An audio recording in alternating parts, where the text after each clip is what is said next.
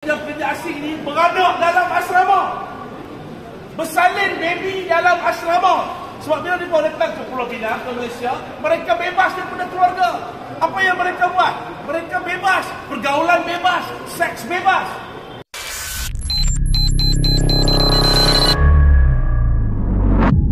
Ini boleh tak salah apa sebenarnya? Apa yang bermula? Kesan kepada sistem perancangan pembangunan. Ini berbalik kepada PBT dan juga bagaimana pihak kerajaan negeri merancang pembangunan. Seperti mana kita tengok, jalan 2 lane hanya sampai ke Bukit Belah lah. Hanya sampai dekat Bukit Belah lah. Okay? Sebelum sampai Sungai Batu. Lepas ke Sungai Batu tuan-tuan, 1 lane lah.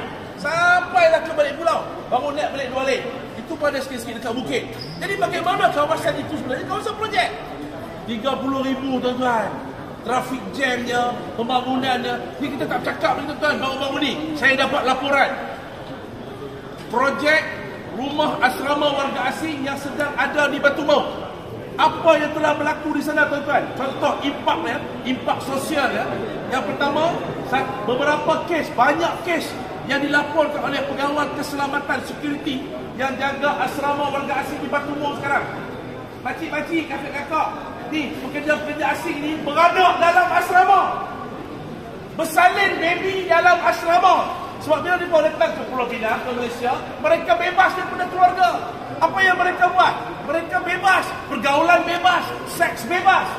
Bila mengandung, kena sorok daripada company. Bila company tahu mereka mengandung, mereka kena dihantar balik ke negara asal. Sorok duduk dalam asrama, bersalin dalam asrama. Ini yang kita nak jadi di Teluk Kubang tuan-tuan. Jadi sebab saya dapat maklumat, sebelum projek ini diluluskan, ada SIA, Social Impact Assessment, SIA. Siapa yang memberikan Social Impact Assessment ni? Kajian impak sosial. Sebelum berlakunya kelulusan kepada pihak PBT, Social Impact Assessment ni siapa yang buat? Kita nak tahu, jujur ke telus ke tak telus. Ataupun company buat sendiri social impact ni. Sebab ini merupakan perkara-perkara yang tak selesai. Tetap pergi cek hari ini.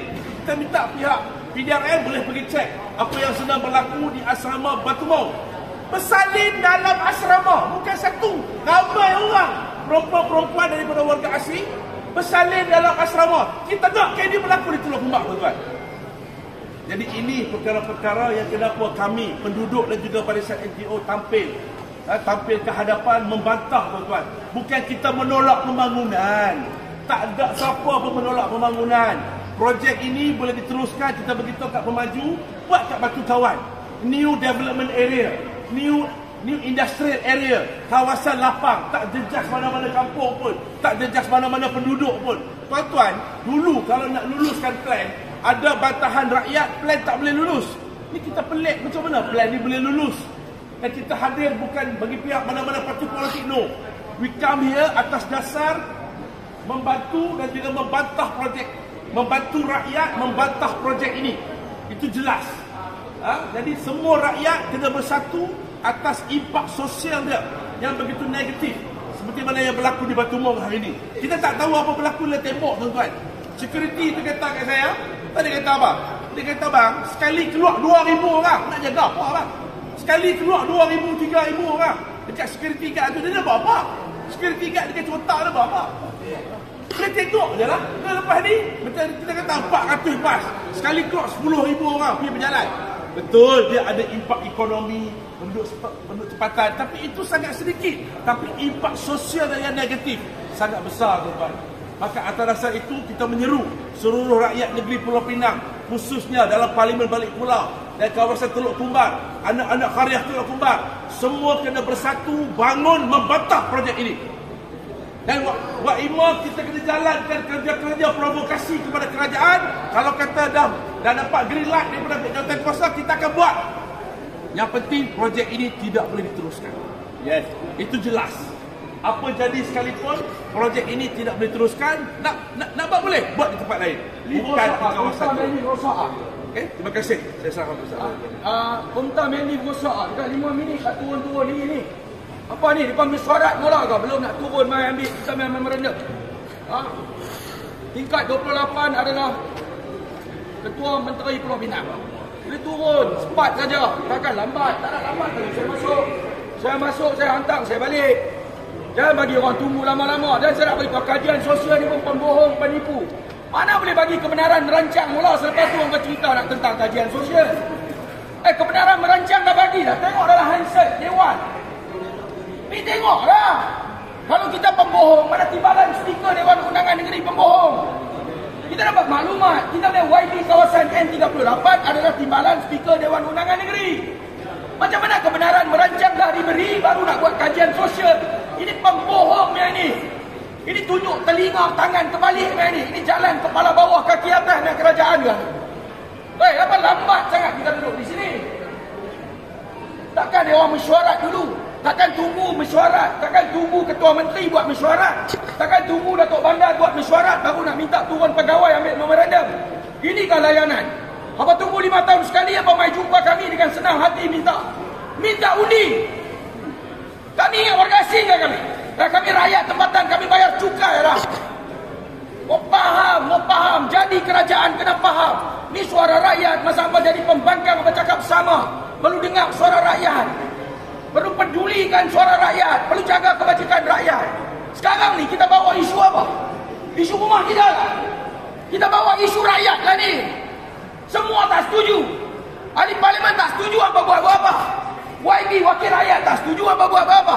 Pengurusi karya tak setuju apa nak buat projek buat apa. Rakyat tak setuju apa nak buat untuk siapa. Projek perlu buat untuk menjaga kebajikan rakyat. Bukan untuk kepentingan pemaju. Bukan untuk kepentingan pemain-pemain industri. Ini semua melibatkan komersial. Ini semua melibatkan kegilaan keuntungan kapitalis yang akan menjahanamkan rakyat. Kau boleh nak tunggu kena panggil maintenance leave mula kah? Apa ni Komta Pusat Pentadbiran Kerajaan Negeri? Tu saya belum ajak lagi semua pusing di tingkat 2, tingkat 1. Apa boleh tengok bagaimana warga asing menjajah dekat Komta ni. Saya bagi tahu, saya bagi amaran kerajaan negeri. Saya pusing Komta, saya akan tunjuk warga-warga asing Alibaba lesen jajah Komta cuma dalam pejabat mereka yang tak boleh masuk. Tahu pasal apa tak boleh masuk? Pasal di mana pintu boleh tutup. Pasal itu tak boleh masuk. Ya betul. Melayu sebenarnya yang jadi pengkhianat kepada bangsa sendiri. Apa bukti dia? Sejarah telah menunjukkan bahawa bangsa Melayu sendiri yang menjadi tali barut kepada penjajah sehingga runtuhnya Kota Melaka yang merupakan sebuah empayar Melayu Islam yang terbesar di kawasan Asia Tenggara ini suatu ketika dahulu. Kerana Melayulah yang sanggup menjual agama, menjual bangsa, menjual maruah dan jati diri sebagai orang Melayu, menyebabkan Melayu itu sendiri berpecah dan hilang kuasa. Lebih 500 tahun kita dijajah, menjadi hina di tempat tanah kelahiran kita sendiri. Kerana apa? Kerana kita berpecah, kerana lemahnya iman kita. Itulah dia Melayu. Dan hari ini, adakah kita nak ulang lagi peristiwa dan sejarah yang lama? Bila kita Melayu ini mula berpecah, adakah kita nak tengok kita orang Melayu menjadi hina di tanah kelahiran kita sendiri? Hanya dengan Melayu kembali kepada Islam, berpegang teguh kepada agama, bersatu padu, barulah Melayu akan dapat nikmat yang pernah kita rasa suatu ketika dahulu. Benarlah pesan Mat Kilau. Jaga agama, jaga bangsa, jaga negara. Jangan sampai bangsaku tiada negara.